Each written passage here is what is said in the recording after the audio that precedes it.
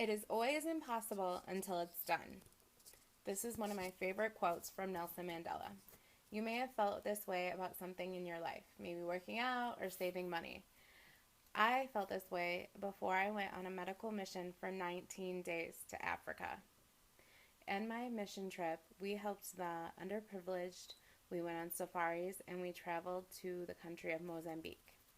First, let me tell you about the medical clinics that we held in South Africa. We had to travel to a village where the chief had to give us permission to help his villagers.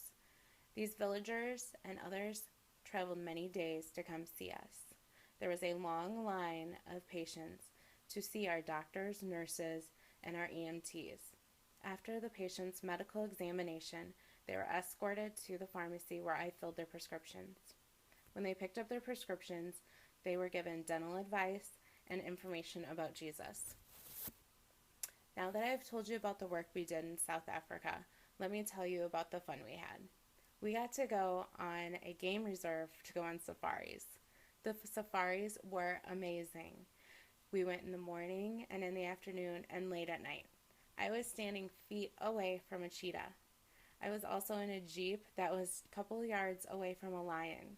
We saw elephants and giraffes and zebras and hippos and alligators and anything you can think of. This was amazing. Seeing this made my love for animals and traveling flourish. Lastly, we traveled to the country of Mozambique. It was a long country convoy ride, dirt roads, and it was absolute devastation the whole way. These people were going through a drought at the time. Their houses were made of dirt and leaves. Their children had no clothes or shoes. The parents would leave the children to go get water, and they would leave for days. We tried to give them assistance and tried to leave as much medical supplies as we could, but any help that we gave, you knew, would not be enough. We donated our time and attention to these kids as well. We tried to give them joy and hope.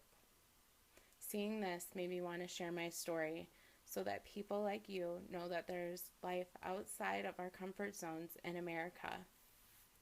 In conclusion, we helped the underprivileged, we went on safaris, and we traveled to Mozambique.